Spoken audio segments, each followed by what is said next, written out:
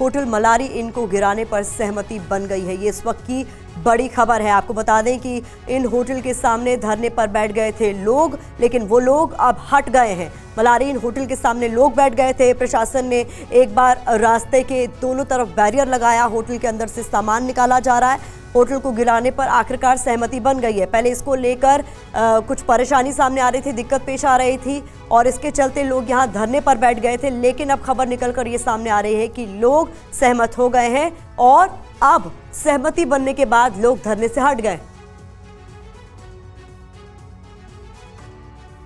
तो ये तस्वीरें आप देख रहे हैं जोशीमठ के वो दो होटल जिनको लेकर बहुत ज्यादा दिक्कत चल रही थी, दिक्कत पेश आ रही थी। इनको डिमोलिश किए जाने को लेकर भी लंबा वक्त लग रहा था और मलारी इन जो होटल है उसके डिमोलिश किए जाने पर तो वहां पर लोग जो है वो धरना देने को बैठ गए थे। लेकिन अब समझाने के बाद लोग मान गए हैं, धरने से हट गए हैं और सहमति बन गई है होटल को गिराने को लेकर। ये इस वक्त का सबसे बड़ा और ताज़ा अपडेट जो आपके सामने हम रख रहे हैं। होटल मलारी इनको गिराने पर सहमति बन गई है।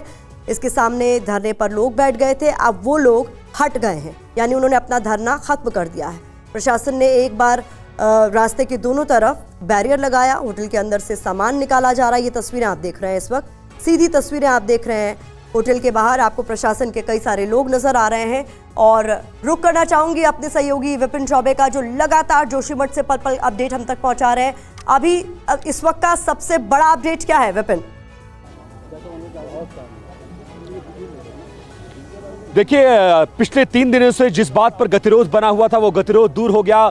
शासन प्रशासन और ठाकुर सिंह राणा जो होटल मलारी इनके मालिक हैं उनके बीच सहमति बन गई और आप देखिए कितनी बड़ी तादाद में पुलिसकर्मियों को तैनात किया गया है, बैरिकेड्स कर दिए गए हैं, एसडीआरएफ को बुला दिया गया है और उन मजदूरों को बुलाया गया है जिनके थ्रू मैन्युअली इस होटल को गिराया जाना है।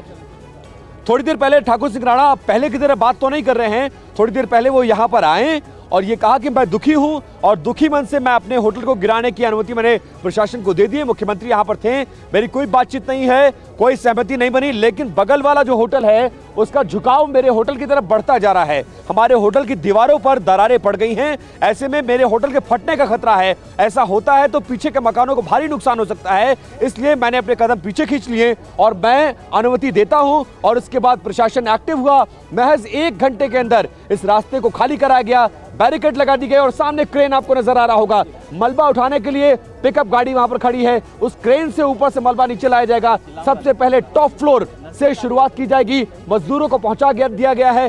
टॉप फ्लोर पे जो पानी की टंकियां हैं उनको हटाए जाने का कार्यक्रम शुरू होगा और बड़ी तादाद में पुलिसकर्मियों को तैनात कर दिया गया है। ये एक अच्छी खबर है, अच्छी खबर इस लिहाज से क्योंकि इस होटल के पीछे लगभग 60 ऐसे मकान हैं जिन पर डर और खतरा दोनों बना हुआ था। इन मकानों को बेशक खाली करा लिया गया है, लेकिन अगर ये होटल गिरता तो नुकसान बड़ा हो सकता था। इसलिए बार बार प्रशासन अनुरोध कर रहा था होटल मालिक ठाकुर सिंह राणा से कि आप मान जाइए, अपने कदम पीछे खींच लीजिए, सरकार ने जो वादा किया है वो पूरा करेगी और जो यहाँ का सर्कल रेट है उसके हिसाब से आपको मुआवजा दिया जाएगा। परिवार इस पर तैयार नहीं था।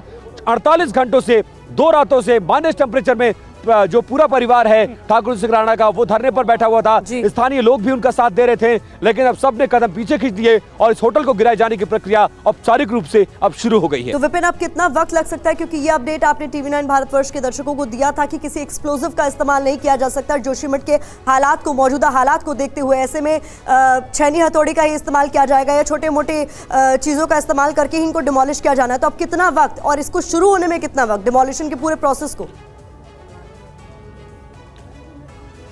महज आधे घंटे से 1 घंटे का वक्त जो माहौल यहाँ पर है उसके मुताबिक आधे से 1 घंटा और लगेगा और उसके बाद ये प्रोसेस शुरू हो जाएगा। CBRI यानी सेंट्रल बिल्डिंग रिसर्च इंस्टीट्यूट के साइंटिस्ट और पूरी टीम इस वक्त मौजूद है यहाँ पर। उनकी देखरेख में ये पूरा ऑपरेशन चलाया जाएगा।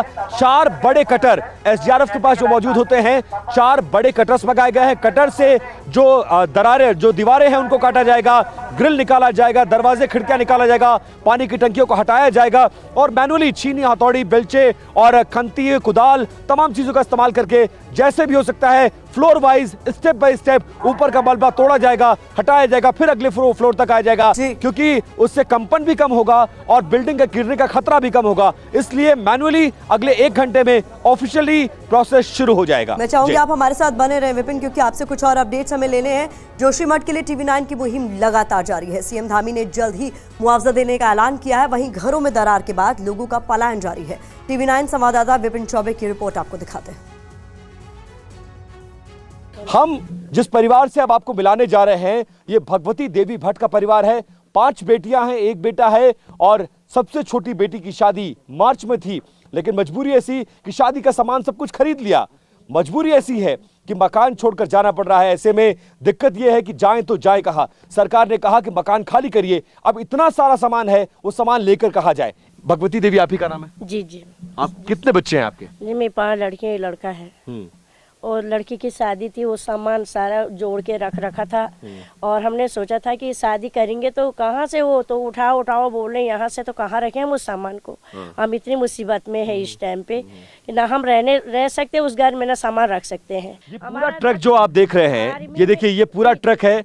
इसमें बेटी की शादी का वो तमाम सामान, जो अलमारी हो, बेड हो, बक्सा हो, टीवी हो, फ्रिज हो, कूलर हो, जो एक बेटी को सपने देखता है एक माता पिता देने के लिए, वो सारे सामान भगवती भट्ट परिवार ने इकट्ठा कर लिया था। और आप देखिए, मजबूरन शादी से पहले वो घर छोड़ना पड़ रहा है। ऐसे में सवाल ये कि इतना सारा सामान लेकर जाएं तो जाएं कहां? कितने सालों से सामान इकट्ठा कर रहे हैं? हमारे तो हस्बैंड आर्मी में थे और ये 30 साल से हम इसी सामान को, इसी घर के पीछे लगे हैं, ये घर बनाने में लगे हैं। ये बेटी की शादी का सामान, बेटी की शादी कब है? जी मार्च में है। मार्च में। मार्च ये में पूरा ट्रक सामान जो भरा हुआ है, जो हम कैमरे पर दिखा रहे हैं, ये कहाँ लेकर जाएंगे? किसने कहा आपको घर छोड़ने के लिए? सर हम कहाँ जाए? सभी बोल रहे हैं, सभी आ रहे हैं, बोल रहे हैं कि वो इस घर में नहीं रहना। पुलिस वाले आ रहे हैं रात को हल्ला करके 7 बजे बोल रहे कमरा छोड़ो, कमरा छोड़ो।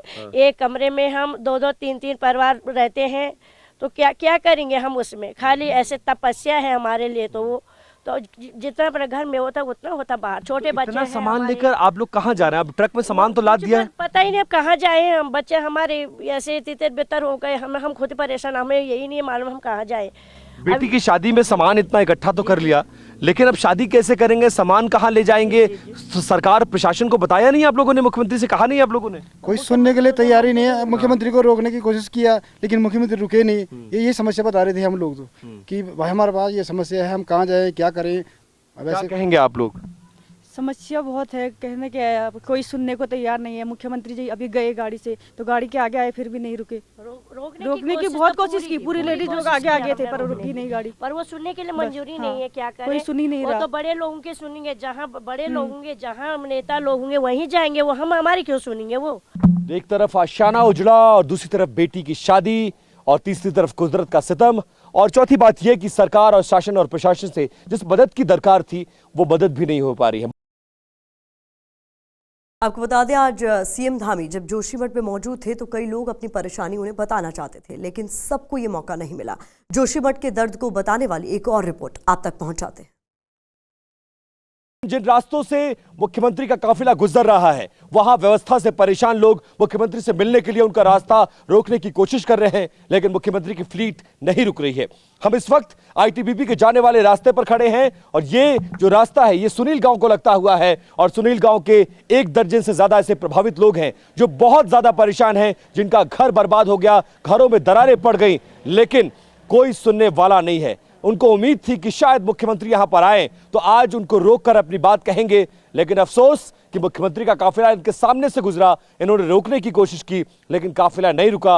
अम्मा, नाम बताइए अपना, कौन सा गांव है और कितनी देर से खड़े हैं आप लोग यहाँ पर? मेरा नाम पुष्पा भंडारी है। हाँ। और हम यहाँ पर सुई में रहते। हाँ। हमारे 6-7 मकान पूरे टूट चुके हैं। छोटे छोटे बच्चे इधर ले जा रहे, उधर ले जा रहे, कोई बीमार, कोई देखने वाला नहीं आ रहा। मेंबर भी पता नहीं कहाँ हैं। उधर सुनील में जा रहे देखने, नीचे जा रहे देखने, इधर जा रहे, इधर कोई नहीं आ रहा। यहीं से उनका काफिला गुजरा। आप लोगों ने रोकने की कोशिश की, तो जब आप लोगों ने रोकने की कोशिश की तो क्या कहा मुख्यमंत्री ने? कहा तो कुछ नहीं, थोड़ा खाली ऐसा हाथ करा, हाँ। बस फिर चले गए। हाँ, चले गए। तो हमने सोचा दोबारा आएंगे तो हमारे इधर आएंगे, पर कोई आ नहीं रहा। मुख्यमंत्री गुजर रहे थे, आपने रास्ता रोकने की कोशिश की? हाँ जी, हल्की सी गाड़ी रोकी उन्होंने और एकदम से गाड़ी चला दी ऊपर। हल्का हाथ हिलाया उन्होंने हमको और हम अपनी समस्याएं बताने के लिए यहाँ पे सब इकट्ठे हुए थे। आप लोगों ने मुख्यमंत्री को क्यों रोकना चाह रहे थे, आप क्या बताना चाह रहे थे? सर हमारी समस्या यह है कि हमें रेड जोन में घोषित कर दिया गया, हमें होटल में शिफ्ट कर दिया गया। एक कमरे में 10-12 आदमी रखे हमें और कोई सुविधा नहीं है हमारी। कब तक हम रहेंगे, हमें कोई क्लियर नहीं बता रहा कि क्या हो रहा क्या नहीं हो रहा। हम तो दिन में भी रात में भी दहशत में, हम लोग बीमार भी हमारे पास। ठीक है, क्या कहा मुख्यमंत्री को आपने रोका? हाँ रोका हमने, तो उन्होंने ऐसा करा, हमने सोचा कि ऐसे ही बोलेंगे कि थोड़ा देर में आके कि समस्या सुनेंगे, पर हमको विश्वास नहीं है जब तक नहीं आए। हमारे घर में कोई देखने नहीं आ रहा। आप लोग समस्या सुनाना चाहते थे लेकिन मुख्यमंत्री नहीं रुके? नहीं रुके, कुछ नहीं रुके। क्या हुआ था, पूरी बात बताइए। बस वो ऊपर जाते समय हम इकट्ठा थे, उन्होंने खाली हाथ से ऐसे इशारा किया, सीधा गाड़ी निकाली। तो देखिए ये सुरील गांव के लोग हैं जो पीड़ित है और परेशान होकर मुख्यमंत्री से मिलना चाहते थे, क्योंकि शासन प्रशासन सुई गांव है और शासन प्रशासन से कोई इनकी सुनवाई नहीं कर रहा है। मुख्यमंत्री का काफिला इनके सामने से गुजरा जरूर लेकिन रुका नहीं। इस बात से बहुत ज्यादा व्यथित है।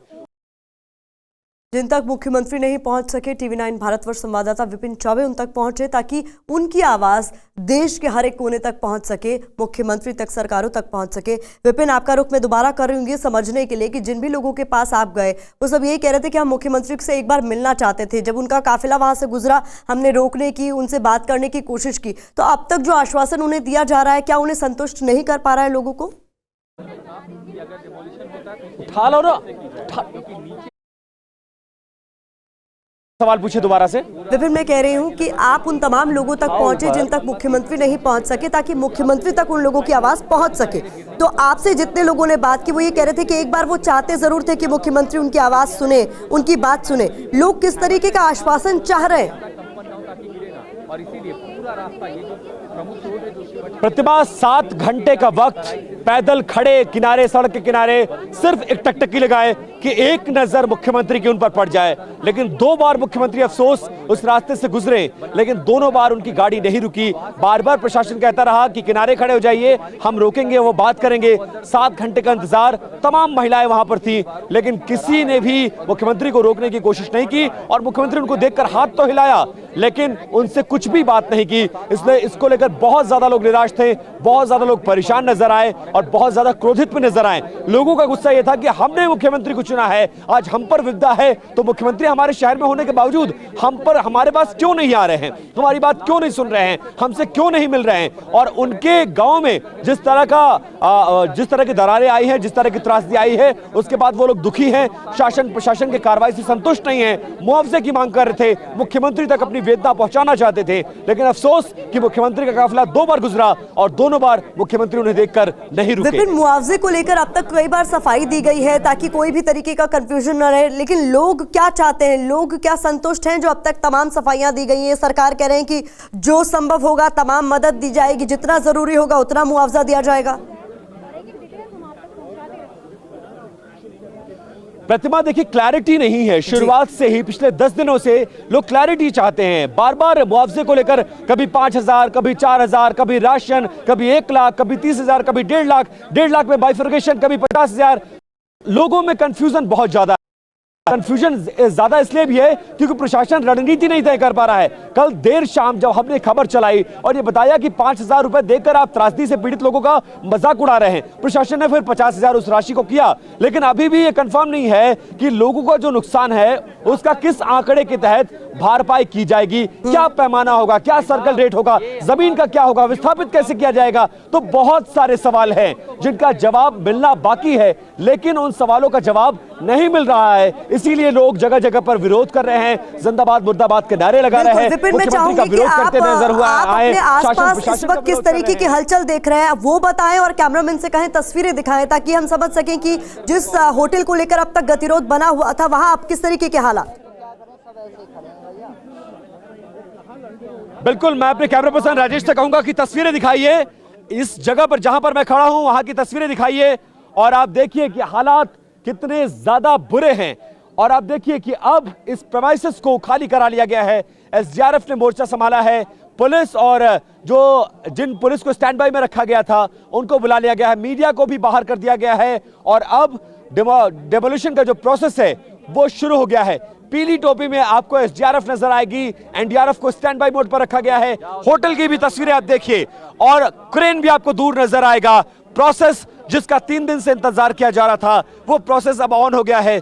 बड़ी तादाद में पुलिसकर्मी और अधिकारी भी मौजूद हैं, उनकी देखरेख में, एक्सपर्ट्स की देखरेख में फिलहाल ये ऑपरेशन चलाया जा रहा है। सीबीआरआई यानी सेंट्रल बिल्डिंग रिसर्च इंस्टीट्यूट के वैज्ञानिक भी यहां पर आए हैं, जिन्होंने नोएडा का ट्विन टावर गिराया था। वही टीम इस बिल्डिंग को भी गिराने का काम कर रही है। उनकी अगुवाई में, उनकी देखरेख में और उनकी प्रेजेंस में फिलहाल इस ऑपरेशन को अंजाम दिया जा रहा है। गहमा गहमी बहुत ज्यादा बढ़ गई है और अभी भी होटल प्रेमाइसेस के आसपास ही ठाकुर सिंह राणा का परिवार है, जो अभी भी हट तो चुका है लेकिन अपनी बिल्डिंग को अपनी आंखों के सामने गिरता हुआ देखना चाहता है। लगातार बढ़ती हुई तस्वीरों के जरिए विपिन चौबे हमारे संवाददाता हमें बता रहे हैं, दिखा रहे हैं। विपिन, आप अपना बेहद ख्याल रखें और लगातार जोशीमठ से इस तरीके से लोगों की आवाज उठाते रहें, क्योंकि जिन तक लोगों की आवाज नहीं पहुंची है TV9 उनकी आवाज बन रहा है लगातार। हमारा जो हमारी मुहिम है मिशन जोशीमठ वो भी लगातार जारी है। कोशिश हमारी यही है कि लोगों को जो हर संभव मदद है वो उन तक पहुंच सके। और इस वक्त जो ये तस्वीरें आप देख रही हैं उसी होटल की है जिसको लेकर अब तक गतिरोध बना हुआ था,